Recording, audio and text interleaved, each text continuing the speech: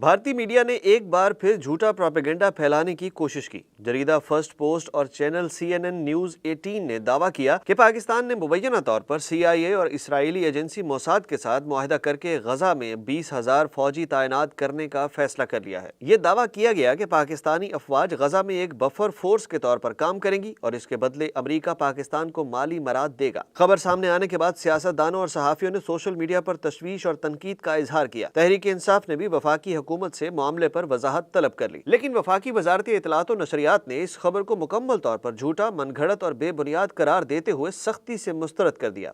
वजारत के मुताबिक ना तो पाकिस्तान ने गजा में फौज भेजने की कोई तजवीज पेश की है, ना इस पर कोई बातचीत हुई और ना ही ISPR या दफ्तर खारजा ने कभी ऐसी किसी कार्रवाई की तस्दीक की है। बयान में कहा गया कि भारतीय जरीदा फर्स्ट पोस्ट ने पुरानी खबरों के चंद जुमले सयाको सबाक से हटाकर पेश किए और एक झूठा बयानिया तराशा, जिसका मकसद पाकिस्तान की खारजा पॉलिसी को मस्क करना और मुस्लिम ममालिक में बदएतमादी फैलाना है। दूसरी जानिब वज़ीर दिफा ख्वाजा आसिफ ने तस्दीक की कि गजा में पाकिस्तानी अफवाज की मुमकिन तैनाती फिलहाल सिर्फ गौर के मरहले में है, कोई हतमी फैसला नहीं हुआ। उन्होंने कहा कि गजा हमारे दिल के करीब है, अगर इस्लामी दुनिया ऐसा कोई फैसला करती है तो पाकिस्तान इसमें शामिल होता है तो ये हमारे लिए फख्र की बात होगी। ख्वाजा आसिफ ने वाज़ेह किया कि किसी भी फैसले से पहले पार्लियामेंट, इत्तहादियों और मुतल्लिका इदारों को एतमाद में लिया जाएगा। और यूं भारतीय मीडिया की एक और मनगढ़ंत कहानी हकायक की कसौटी पर दम तोड़ गई।